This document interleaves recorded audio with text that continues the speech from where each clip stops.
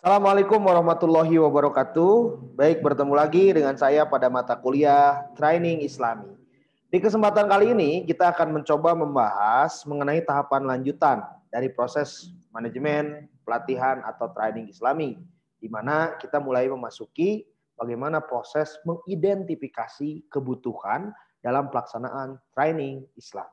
Maka seperti apa proses identifikasi kebutuhan itu? Nah, pertama, yang harus kita lakukan adalah mengamati, menganalisis beberapa hal aspek-aspek penting yang berkaitan dengan problem atau orientasi sebuah pelatihan. Tentu, dalam proses identifikasi kebutuhan ini, hal yang penting dulu adalah bagaimana kita sebagai penyelenggara menetapkan tujuan pelatihan kita mau apa. Tujuan pelatihan kita untuk apa, bagaimana, dan seperti apa.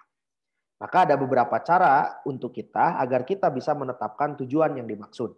Salah satunya adalah dengan menganalisis problem-problem mendasar, gejala-gejala yang muncul dalam sebuah pelatihan, yang kemudian ini penting untuk diantisipasi.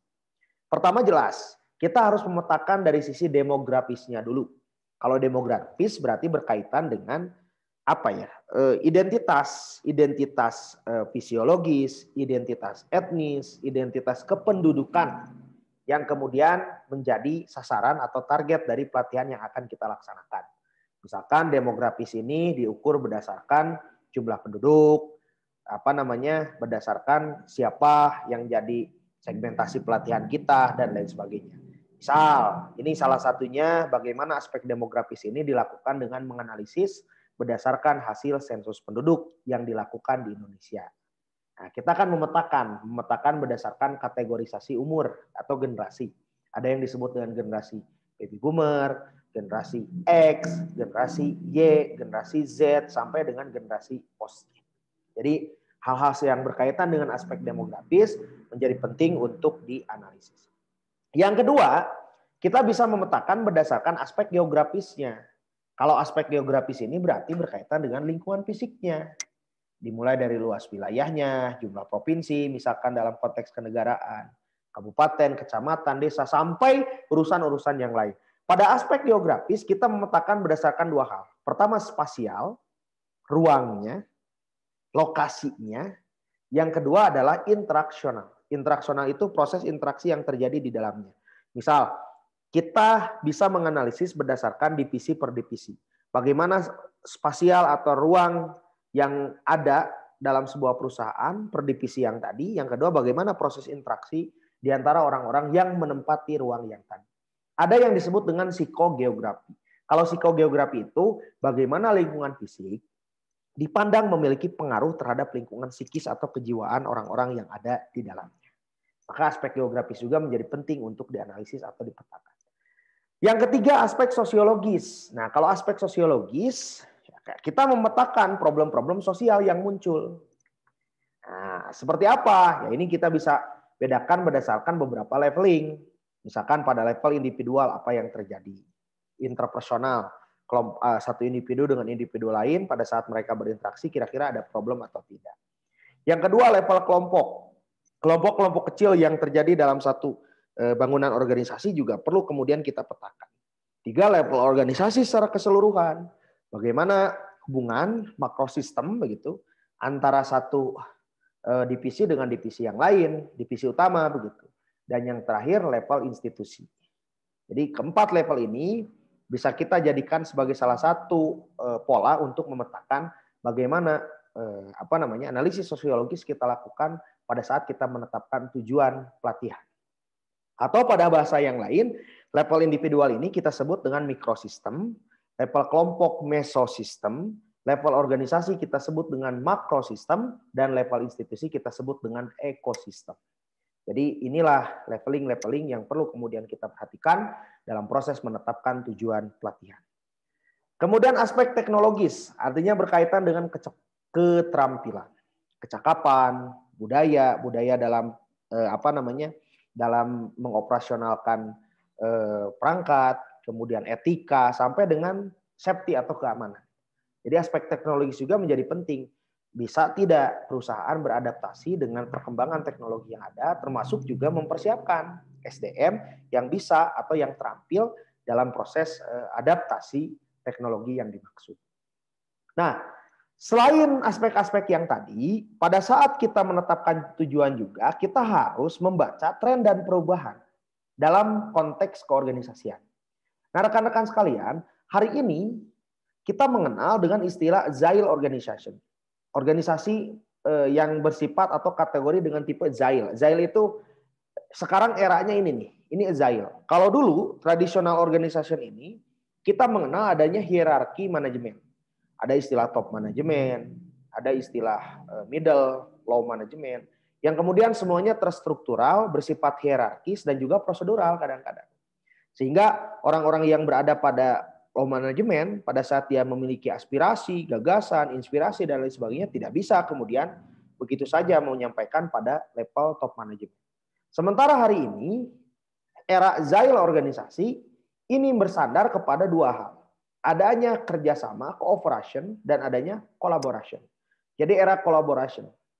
Era kolaborasi di mana hierarki itu bukan menjadi penghalang. Artinya perusahaan itu atau organisasi itu memberikan kesempatan yang terbuka bagi setiap anggota organisasi untuk melakukan inovasi, untuk mengembangkan kreativitas dalam proses pelatihan yang ada. Makanya kita lihat pada bagian ini, kita lihat bagaimana perbedaan antara Agile organisasi dengan organisasi tradisional. Dulu misalkan di zaman tradisional itu eranya ya tidak ada istilah teamwork, yang ada adalah komando kan gitu ya. Kemudian dulu ada istilah kontrol, komando, sementara dalam Agile Organization yang disyaratkan adanya koneksi dan kolaborasi.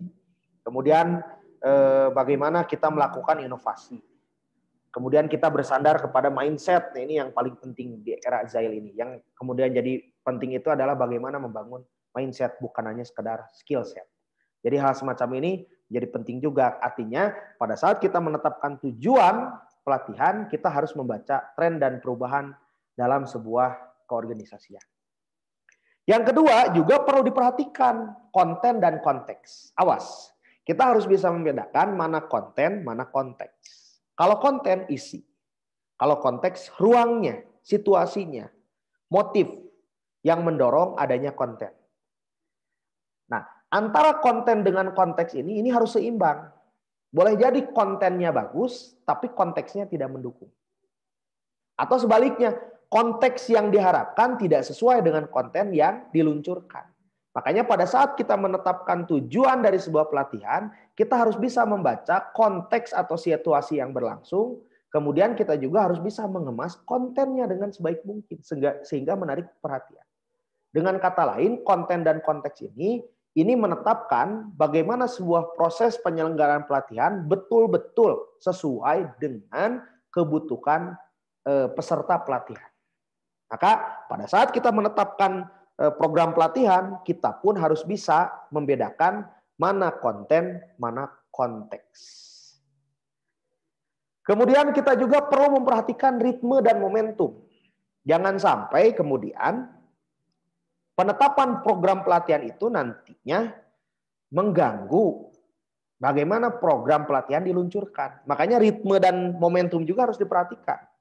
Terlalu cepat juga jelek, terlalu lambat juga jelek. Artinya ini bagian dari ritme dan momentum. Kapan pelatihan harus direncanakan, didesain, dan kapan pelatihan harus dieksekusi. Itu harus diperhatikan juga. Karena terlalu lama menunggu juga kan bosan. Bisa jadi nanti berpengaruh pada aspek kedirian si peserta. Nah, momentum ini harus memperhatikan bagaimana proses pelatihan pada wilayah teknis betul-betul sesuai dan bisa memberikan satu efek yang luar biasa terhadap peserta pelatihan. Nah, selanjutnya juga kita harus memperhatikan kebutuhan dan harapan dari peserta pelatihan. Makanya sebelum kita melakukan pelatihan, baiknya kita melakukan semacam brainstorming dulu. Atau menggali pendapat dulu, apa yang diharapkan oleh peserta pelatihan. Bagaimana proses desainnya. Apa kesepakatan antara peserta dengan penyelenggara. Dari sisi trainernya mau seperti apa. Jangan sampai, ini lihat gambar di sini, kita sebagai penyelenggara merasa tahu apa yang dibutuhkan, padahal ternyata tidak berefek sama sekali terhadap peserta pelatihan. Maka ini yang disebut dengan empati. Kita memperhatikan kebutuhan dan harapan dari peserta pelatihan sehingga program pelatihan yang kita lakukan betul-betul sesuai dengan apa yang menjadi kebutuhan dari peserta pelatihan tersebut. Nah, karenanya dalam identifikasi kebutuhan pelatihan, ada 5 tahapan penting yang perlu kita lakukan. Ini dalam proses identifikasi sekali lagi.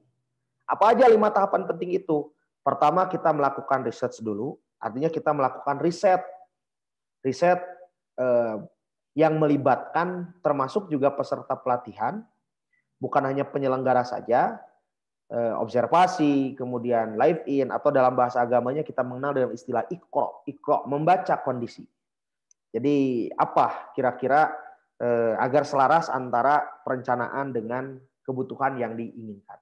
Yang kedua, define, kita mendefinisikan apa yang menjadi pokok masalahnya begitu.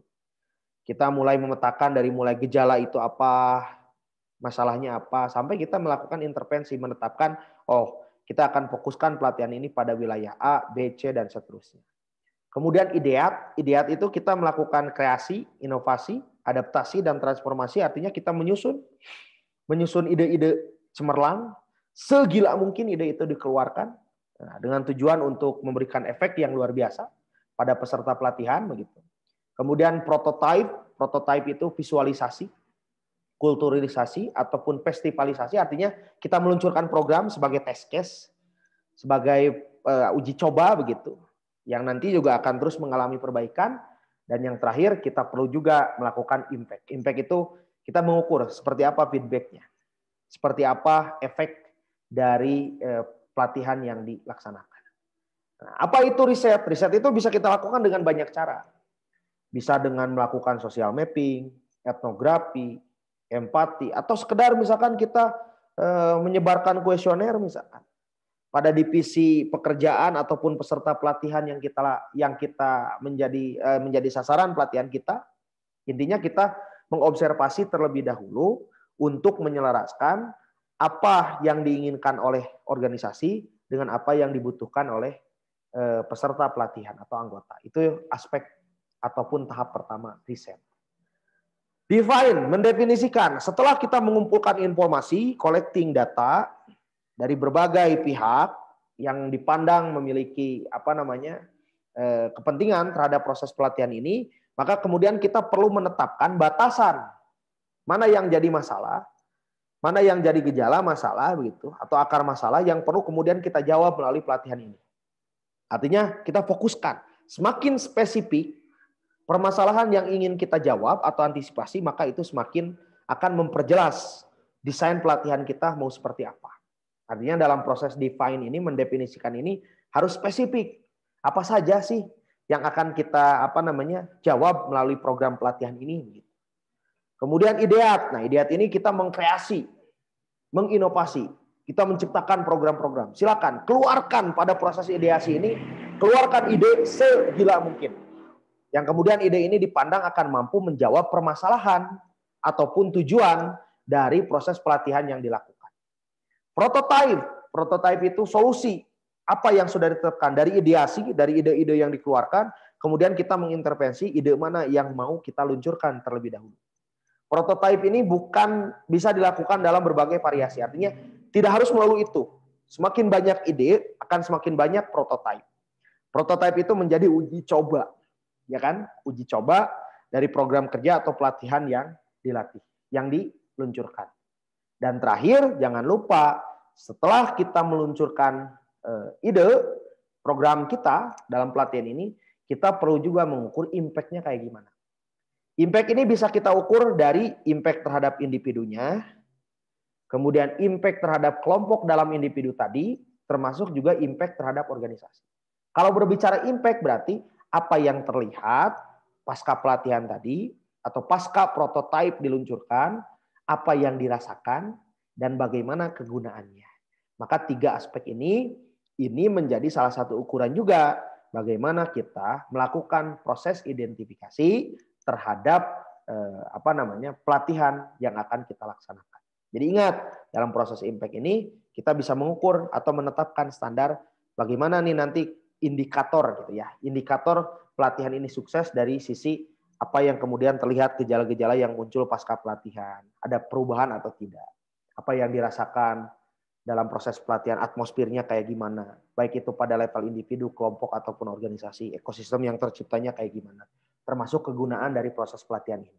Nah, rekan-rekan sekalian, inilah beberapa tahapan yang penting kita lakukan dalam proses identifikasi kebutuhan pelatihan. Insya Allah pada pertemuan selanjutnya kita akan mulai masuk pada bagaimana secara teknis dan operasional melakukan perencanaan dari sisi program pelatihan yang akan kita lakukan. Demikian, Assalamualaikum warahmatullahi wabarakatuh.